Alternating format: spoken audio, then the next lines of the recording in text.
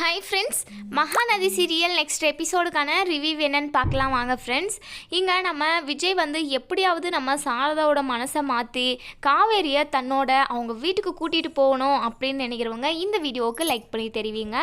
இங்கே நம்ம விஜய் வந்ததுனால இங்கே நம்ம காவேரி ஃபேமிலி எல்லாருமே ரொம்பவே ஷாக்கில் இருக்காங்க, ரொம்பவே அதிர்ச்சியில் இருக்காங்க. இங்கே நம்ம சாரதா இருந்துட்டு அப்போவே நான் சொன்னேன் நம்ம பேசாமல் கொடைக்கானலே போயிருந்துருக்கணும் அப்படின்னு சொல்கிறாங்க. இங்கே கங்கா இருந்துட்டு அம்மா என்னம்மா பேசிக்கிட்டு இருக்க, அவர் இங்கே வந்துட்டாரு, கொடைக்கானல் போனால் அங்கேயும் தான் வந்திருப்பாரு, அவங்க வராமையாக இருந்திருப்பாரு, கண்டிப்பாக வந்திருப்பாரு. நீ என்ன தான் பண்ணாலும் அவர் வந்துக்கிட்டே தான் இருப்பார். ஏன்னா காவேரி மேலே அவர் ரொம்ப அதாவது உண்மையான பாசம் வச்சுக்கிட்டு இருக்காரு. காவேரி கூட ஒன்று சேர்ந்து வாழணும்னு நினைக்கிறாரு. அதனால தான் அவர் என்ன வேணாலும் பண்ணலாம் இனி துணிஞ்சு அப்படின்னு சொல்லிட்டு இப்போ இங்கேவே வந்திருக்காரு. நீ காவேரியை கூட்டிகிட்டு லண்டனே போனாலுமே கண்டிப்பாக அவளை தேடி விஜய் வந்துருவார் அப்படின்னு சொல்லிட்டு கங்கா நம்ம விஜய் பக்கம் சப்போர்ட் பண்ணி பேசிக்கிட்டு இருக்க.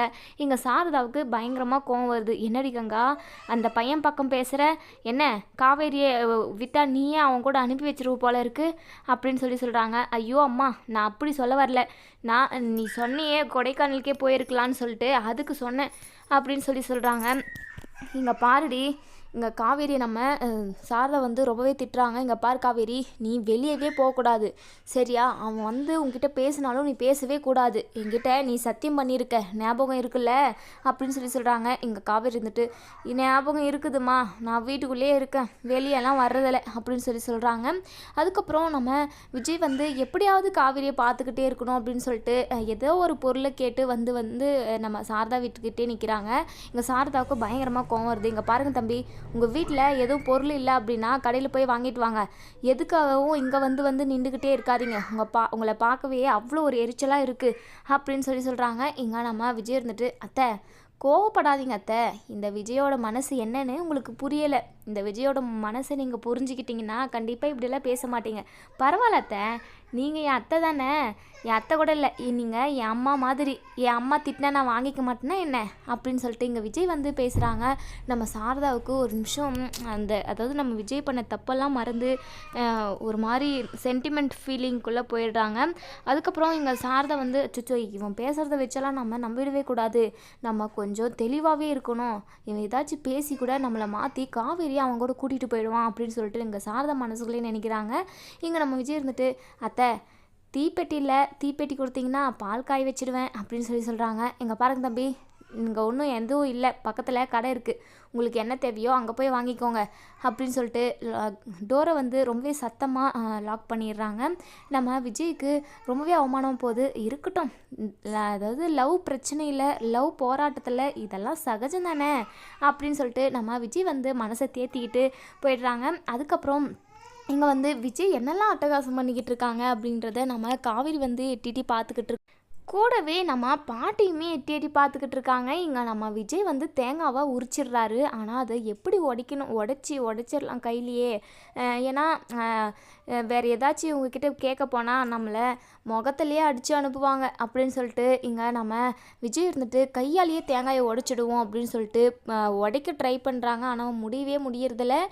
எப்படியாவது இன்றைக்கி சமைச்சு சாப்பிட்றணுமே, 10 மணி ஆச்சு, நான் எப்போ சமைச்சு எப்போ சாப்பிட்றது அப்படின்னு சொல்லிட்டு இங்கே விஜய் புலம்பிக்கிட்டே இருக்காங்க. இதை எல்லாத்தையுமே நம்ம காவேரி பார்த்து ரொம்பவே ஃபீல் பண்ணுறாங்க. இவர் எதுக்காக இப்படி கஷ்டப்படணும், பேசாமல் அவங்க வீட்டிலே இருந்தால் வேலைக்கு அவங்க வீட்டில் உள்ளவங்களே சமைச்சு போடுவாங்க, டைமுக்கு சாப்பிடுவார், இங்கே இவ்வளோ கஷ்டப்படுறாரு, எல்லாமே நமக்காக தான். ஆனால் கண்டிப்பாக அம்மா பேச்சை மீறி நம்மளால் இவர் கூட பேச கூட முடியாது, என்ன பண்ணுறதுன்னு தெரியாமல் ரொம்பவே வருத்தத்தில் பார்த்துக்கிட்டு இருக்காங்க. எங்கள் பாட்டிமாவும் இங்கே காவேரி என்ன காவேரி வருத்தமாக இருக்கா அப்படின்னு சொல்லிட்டு முகத்துக்கிட்ட பேசுகிறாங்க. பாட்டி நீ எப்போ வந்த அப்படின்னு சொல்லிட்டு, நானும் அப்போவே வந்துட்டேன்டி, அவன் பண்ணுற அட்டகாசத்தெல்லாம் நான் பார்த்துக்கிட்டு தானே இருக்கேன் அப்படின்னு சொல்லி 2 பேரும் பேசிக்கிட்டு இருக்கிறப்ப இங்கே சாரதா நிற்கிறாங்க. சாரதாவை பார்த்ததுமே இங்கே காவேரியும் பாட்டியம்மாவும் திருன்னு முழிக்கிறாங்க. இங்கே நம்ம சாரதா இருந்துட்டு காவேரி உனக்கு நான் என்ன நீ வெளியவே வரக்கூடாது, ரூம்குள்ளவே தானே இருக்கணும்னு சொன்னேன், எதுக்காக நீங்கள் வந்த? அது வந்துமா அப்படின்னு சொல்லிட்டு இங்கே துணி காய போட்டிருந்தேன், அதை எடுக்கலான்னு தான் வந்தம்மா அப்படின்னு சொல்கிறாங்க. உன்னை ஒன்றும் நான் எந்த வேலையும் செய்ய சொல்லலை, ஒழுங்கு மரியாதை போயிடு அப்படின்னு சொல்லிட்டு சாரதா வந்து திட்டுறாங்க. இங்கே காவேரி குடுகுடுன்னு ஓடி போயிடுறாங்க. இங்கே நம்ம விஜய் வந்து சமைக்கவே முடியாமல் 10-11 மணி ஆகிடுச்சு. ஒன்றுமே சமைக்காமே இருக்காங்க. சமைக்கிறதுக்கு எல்லாமே ரெடி பண்ணி வச்சுட்டு இருக்காங்க. ஆனால் அதாவது ரொம்பவே லேட்டாக சமைக்கிறாங்க. அதுக்கப்புறம் இங்கே கங்கா வந்து வெளியே போகிறாங்க. எங்க நம்ம விஜய் இருந்துட்டு ஏங்க நான் இன்னும் சமைக்கவே இல்லைங்க, எல்லாத்துக்குமே ரெடி பண்ணிட்டேன், ஆனால் எப்படி சமைச்சா டேஸ்ட் வரும்னு எனக்கு தெரியவே இல்லை, காலையிலேருந்து சாப்பிடவே இல்லை, ரொம்பவே பசிக்குதுங்க எனக்கு அப்படின்னு சொல்லிட்டு இங்கே விஜய் சொல்கிறதுமே எங்கள் கங்கா மனசு ரொம்பவே தவிச்சு போகுது. எதுவும் நீங்கள் நினச்சிக்கலனா நீங்கள் கொஞ்சமாக சாப்பாடு போட்டு வந்து கொடுங்களேன் அப்படின்ற மாதிரி இங்கே விஜய் கேட்க எங்கள் கங்காவுக்கு மனசெல்லாம் கடந்து அடிச்சிக்குது. நான் உடனே போட்டுன்னு வரேங்க, நீங்கள் எதுவும் கவலைப்படாதீங்க அப்படின்னு சொல்லிட்டு இங்கே நம்ம கங்கா வந்து அவங்க வீட்டில் சமைச்ச சாப்பாடை எல்லாமே போட்டு போய் கொடுக்குறாங்க. இங்கே நம்ம விஜயுமே ரொம்பவே வயிறார சாப்பிட்றாங்க. இங்கே நம்ம விஜய் சாப்பிட்டு முடிச்சதுமே கங்கா கிட்ட வந்து ரொம்பவே நன்றிங்க, ரொம்ப பசியோடு இருந்தேன், என்னால் டைமுக்கு சமைக்க முடியல, எப்படியோ நீங்கள் சாப்பாடு கொண்டு வந்ததுனால நான் வயிறார சாப்பிட்டேன், ரொம்பவே நல்லா இருந்ததுங்க, யாருங்க சமைச்சது கோது அப்படின்னு சொல்கிறாங்க. ஏங்க இந்த டைமில் கூட உங்களுக்கு குசும்பு போகலைங்க, என் பேர் கங்காங்க, எவ்வளோ அழகாக கங்கான்னு இருக்குது, கோது வரின்னு என்னென்னவோ பேசுகிறீங்க போங்க, அது நல்லாவே இல்லை அப்படின்னு சொல்லிட்டு சொல்கிறாங்க. இங்கே நம்ம விஜய் இருந்துட்டு சும்மா தாங்க அப்படின்னு சொல்கிறாங்க. அதுக்கப்புறம் நம்ம கங்கா வந்து விஜய் கிட்ட நான் உங்ககிட்ட ஒன்று கேட்கணும் அப்படின்னு சொல்லி கேட்குறாங்க. இங்கே விஜய் இருந்துட்டு இங்கே பாருங்கள், உங்கள் மனசில் என்ன குழப்பம், உங்கள் மனசில் என்ன கேள்வி இருக்கோ அது தாராளமாக நீங்கள் கேட்கலாங்க, நான் அதுக்கான கரெக்டான பதில் சொல்கிறேன் அப்படின்னு சொல்கிறாங்க. இங்கே நம்ம கங்கா இருந்துட்டு இல்லைங்க, நீங்கள் காவேரிக்காக எங்கள் கூட எவ்வளோ வந்து சண்டை போட்டிங்க, இப்போவுமே அவளுக்காக எங்கள் வீடு ஷிஃப்ட் பண்ணின்னு வந்து சாப்பாடு செய்ய முடியாமல் ஒழுங்காக சாப்பிட முடியாமல் ரொம்பவே கஷ்டப்படுறீங்க, எதுக்காக இதெல்லாம் பண்ணிக்கிட்டு இருக்கீங்க, அதுவும் வெண்ணிலா தான் உங்கள் கூடவே தானே இருக்காங்க அப்படின்னு சொல்லி ஒரு மாதிரி கேட்குறாங்க. இங்கே நம்ம விஜய் இருந்துட்டு உங்கள் மனசுக்குள்ளே எல்லார் மனசுக்குள்ளேயும் என்ன இருக்குன்னு எனக்கு நல்லாவே தெரியுங்க, வெண்ணிலா தானே, வெண்ணிலாவை நான் எப்போவுமே ஒரு நாளுமே அவளை நான் தப்பாக பார்த்ததில்லைங்க, அவளுக்கு மனநிலை சரியில்லாமல் இருக்குது, பழைய ஞாபகம் எதுவுமே இல்லை, அது பழைய ஞாபகம் அவளுக்கு கூடிய சீக்கிரமே வந்துடணும், அவளை சரி பண்ணி அவளுக்கு ஒரு நல்ல வாழ்க்கையை அமைச்சு கொடுக்கணும் அப்படிங்கிறது தாங்க என்னுடைய ஆசையே. ஆனால் எல்லாருமே தப்பாக புரிஞ்சுக்கிட்டு இருக்காங்க. என்னுடைய ஆசை என்ன, என்னுடைய மனசில் என்ன இருக்குன்னு அந்த கடவுளுக்கு தெரியுங்க, கடவுளுக்கு மட்டும் இல்லை காவேரிக்குமே தெரியுங்க. நான் வெண்ணிலாவை எப்போவுமே தப்பாக பார்த்ததில்ல, அதே சமயம் வெண்ணிலாவை இப்போ என்னால் அனுப்பவும் முடியாது, அவள் பாவங்க, அவள் ரொம்ப நல்ல பொண்ணு தெரியுமா, அவள் இப்படியெல்லாம் கஷ்டப்படுவான்னு சொல்லிட்டு நான் கொஞ்சம் கூட எதிர்பார்க்கலைங்க, கண்டிப்பாக அவளுக்கு சரியாயிடும், நானும் காவேரியுமே சேர்ந்து அவளுக்கு ஒரு நல்ல வாழ்க்கை அமைச்சு கொடுக்கும்ன்ற ஒரு நம்பிக்கை எனக்கு இருக்குதுங்க அப்படின்னு சொல்லிட்டு நம்ம விஜய் வந்து ஒரு மாதிரி வெள்ளந்தியாக அவங்க மனசில் உள்ள எல்லாத்தையுமே பட்டுன்னு பேசுகிறத நம்ம கங்கா வந்து புரிஞ்சுக்கிறாங்க. அதுக்கப்புறம் நம்ம விஜய் வந்து இன்னொரு விஷயமும் சொல்கிறாங்க.